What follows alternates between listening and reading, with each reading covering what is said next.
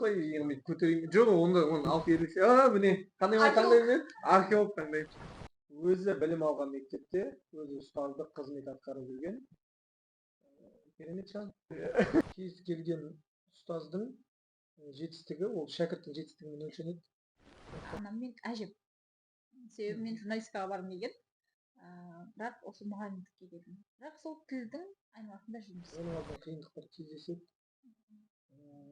Құлагердің алдынан шыққан батыраштар да болады. Жұмыс жасап жатқан мектеп туралы не айтасыз?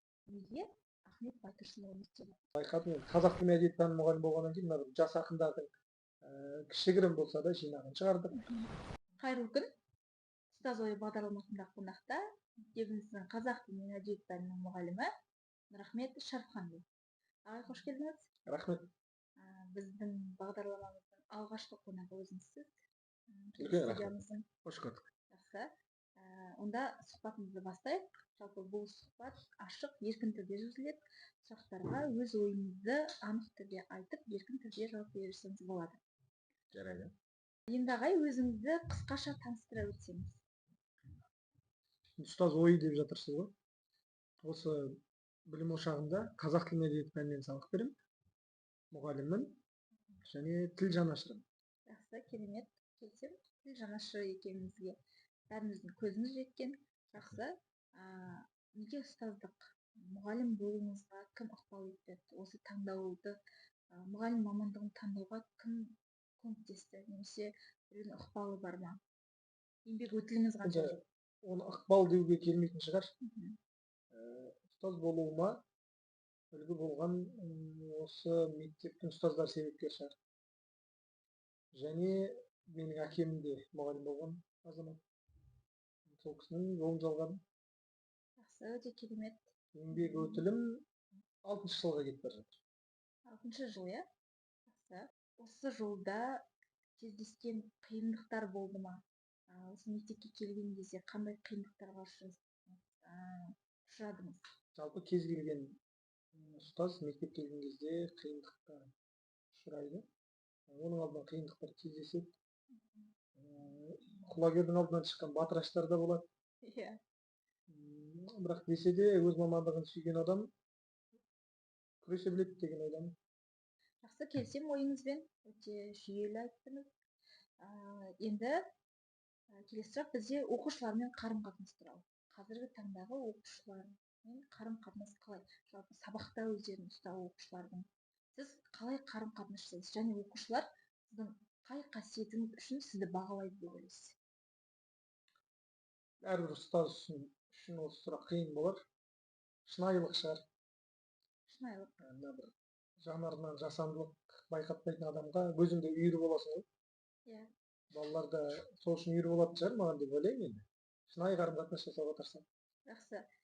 Сіздің бір сөзіңіз бар. Әрдайым айтып жүресіз оны. Оқушылармен достық қарым-қатынас жасау керек деп, иә? Иә. Осы туралы тереңірек айтып өтсеңіз. Неге дос болу керек оқушылармен? Заманың түлкі болса тазы болып шал дейді. Жалпы баланы қызықтыра білу керек. Себебі қызығушылық жетістікке жетудің негізгі факторы болып табылады.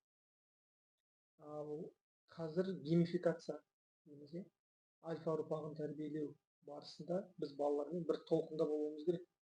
Ал бір толқында болу үшін олармен дос бола білген дұрыс шығар. Жақсы. Қалай қызықтырасыз сабағыңызда оқушыларды? Әртүрлі ойындар. Көп нәрсені балаларға практика жүзінде жасатуға мүмкіндік беремін. Енді одан кейін жаңа платформаларды көп қолдануға тырысамын. Жақсы. Қазіргі таңда оқушылар өзіңіз де байқап жүрсіз, көп мұғалімдердің де жаңағы қазіргі таңда мәселесіне айналды. Балаларды кітапқа қызықтырамын. Мысалы бізде әдебиеттегі шығармаларды балалар көбінесе оқымайды. Өзіміз оқып, оларға түсіндіріп, ежіктеп талдатып жатамыз. Олардың кітап оқымауына не себеп? Жасанды интеллект, ғаламтор. Жаңа балалармен бір толқында болуымыз керек дедім. Біз солардың бәрін өзіміз тиімді пайдаланғанымыз дұрыс. Мысалы үшін балалар мектеп программасында берілген стандарт бойынша білімді міндетті түрде алады. Және соған қосымша мысал ретінде қазіргі жаңадан шығып жатқан дүниелерді балаларға ұсынып, соны тиімді пайдалана білсек, бала кез келген программаны түсінеді деген ойдамын. Кез келген әдеби шығарманың мәнін ұғындыруға болады. Неше түрлі ойындар жасауға болады. Себебі қазір бұрынғыдай дәстүрлі түрде сабақ өтілмейді. Өзіңіз айтқандай алфавитқа тек қана жаңағы, енді қазіргі балалар өзі тиктоктың балалары ғой. Сол себепті ойындармен, платформалармен сабақ қызығырақ өтеді. Рас. Келсем, ойыңызбен өте дұрыс. Мұғалім ретінде шәкірттеріңізге айтар ақылыңыз қандай? Мұғалім ретінде. Немесе оқушыларға жиі айтатын сөзіңіз, сіздің кеңесіңіз. Мұғалім ретінде мен жалпы сабақ беретін сыныптағы оқушылардың барлығы естіп жүрген сөз деп ойлаймын. Біреуге пайдаң тимесе тимей-ақ қойсын, бірақ ешкімге зияның тимейді. Жақсы.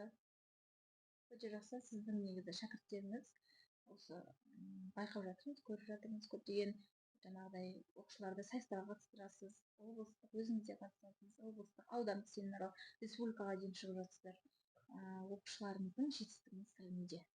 Меніңше бұл жерде бір сыр бар секілді. Себебі барған жерден жүлдемен оралу екінің бірінің қолынан келмейді. Енді қатты мақтап жүрген сияқтысың. Бірақ баланы қабілетіне қарай таңдай білу үлкен шеберлік шығар. Жалпы ұстаз балаға әкесіндей қамқор, анасындай мейірімді, досындай жанашыр, сондай шынайы шыншыл болған абзал да. Енді оның сыры тек баланың өзінің қызығушылығы бар нәрсеге баланы баулып жатқан шығар. Себебі өзі қызықпайтын нәрсеге баланы жетектеп алып барғанмен нәтиже шықпайды деп ойлаймын. Өте дұрыс айтасыз. Демек, әр оқушының өзінің бірінші қызығушылығы, ынтасы болу керек. Өте. Жақсы. Керемет. Археолог болу мамандығы. Енді мынандай сұрақ. Өзіңіз жұмыс жасап жатқан мектеп туралы ойыңыз. Неге Ахмет Байтұрсынұлы мектебі? Неге осы мектепті таңдадыңыз? Біріншіден осы мектепте мен білім алдым. Және қазіргі таңда осы мектепте бірге әріптес болып жұмыс жасап жатырмыз. Бұл мектепті үш ауыз сөзбен айтатын болсақ, бірінші достық, екінші жанашырлық, үлкеннің кішіге, кішінің үлкенге деген жанашырлығы, одан кейін ұстаздардың балаларға деген сүйіспеншілігі деп айтсам қателеспейтін шығар. Жақсы, өте керемет. Дұрыс айтасыз, мектепте достық та, керемет орта да, сүйіспеншілік те бар. Ол заңдылық, мектепте оның бәрі болу керек. Оқушылар мен мұғалім арасындағы сүйіспеншілік. Жақсы. Келесі сұрақ, бізде кітап жиі оқисыз ба? Шығармашылыққа қалайсыз? Енді менің білуімше, сіздер кітап шығарғансыздар. Авторлық кітаптарыңыз бар сіздердің. Ол, рахмет, жеке менің кітабым емес. Оқушылардың шығармашылығынан кітаптар шығарып жатырмыз. Жасында байқар жоқтың, жасы жеткенде айтар жоқ дейді ғой. Сондықтан да баланың бойынан осы бір мен байқадым. Қазақ тілі мәдениет пәні мұғалімі болғаннан кейін мына жас ақындардың кішігірім болса да жинағын шығардық. Одан кейін біздің мектебімізде Ахмет Байтұрсынұлының есімі берілгеннен бастап тығыз жұмыс жүріп жатыр. Оған өзіңіз куәсіз. Крылов пен Ахметтің мысалдарының арасында балалардың бойына құндылықтар сіңіру мақсатында осындай бір жинақ шығардық. Және қазіргі таңда жасанды интеллекттің мүмкіндіктерін пайдаланып, мектеп программасындағы әдеби шығармаларды аудиомәтін, видео нұсқаларын дайындап жасап жатырмыз. Енді болашақта жарыққа шығады осы жылдың соңында. Керемет. Осы қалыптан таймаңыз, жалғастыра беріңіз. Біз білеміз, сіздің қолыңыздан өте үлкен дүниелер келеді. Еңбекқорсыз. Осы ұстаздық жолын ары қарай дамытып, сіздің жаңағыдай жетістікке жетер шәкірттеріңіз көп болсын. Енді келесі сұрақ, бізде алдағы жоспарыңыз қандай? Ұстаздық жолында ма? Осы ұстаздық жолындағы алдағы жоспарыңыз. Кез келген ұстаздың жетістігі ол шәкірттің жетістігімен өлшенеді. Сондықтан да менің жоспарым бұйырса осы аптаның ішінде Мұқағали Мақатаев оқуларынан облыстық кезеңге біз жолдама алдық. Есенғали Бөлімжан. керемет.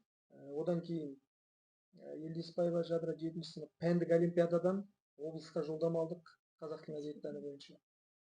Және тағы да пәндік олимпиадалардан оқушыларым жүлделі орындар алып жатыр. Соларды дұрыс бағдар көрсетіп, солар жетістікке жетсе, менің ұстаз ретінде жоспарым орындалған шығар. Өте керемет. Дұрыс айтасыз. Шәкірттің жетістігі, ұстаздың жетістігі. Жаңағы ұстаздан шәкірт озар деген сөз бар ғой бізде. Olsun. Иә. Онда алдағы уақыттағы жарыстарыңызға сәттілік, сайыстарыңызға сәттілік, көрсетер жетістіктеріңіз мол болсын. Осы қалыптарыңыздан таймаңыздар. Шәкірттеріңіз өзіңізден өссін. Біздің осындай бетке мектебіміздің бетке ұстар азаматы болып, түрлі орындармен, жүлделермен, жетістіктеріңізбен бізді қуанта беріңіз. Жалпы еңбек жолыңызда, ұстаздық жолыңызда сізге сәттілік тілеймін. Бүгінгі бағдарламаның қонағы болғаныңызға рахмет. Және бағдарлама туралы қорытынды сөз айтыңыз. Өз ойыңыз. Алғашқы қонақ ретінде шақырып жатқандарға алғыс білдіремін. Жалпы бұл бағдарлама оқушыларды, білім алушыларды кішкене болсын мектеп өміріне қызықтыра алса, бұл сіздің үлкен жетістігіңіз деп білемін. Себебі Ахмет Байтұрсынұлы білімді адам құрал сай ұстаз қылды, не істесе де келістіріп істейді. Істеген ісі келісті болатын шәкірттеріңіз көп болсын. Ағай, сізге көп рахмет жылы сөзіңізге, жылы лебізіңізге. Бүгін бізде қонақта болған қазақ тілі мен әдебиет пәнінің мұғалімі Нұрахмет ағайымыз және жүргізуші Ырсай ханым. қазақ тілі мен әдебиет пәнінің мұғалімі Сабекова Ырсай.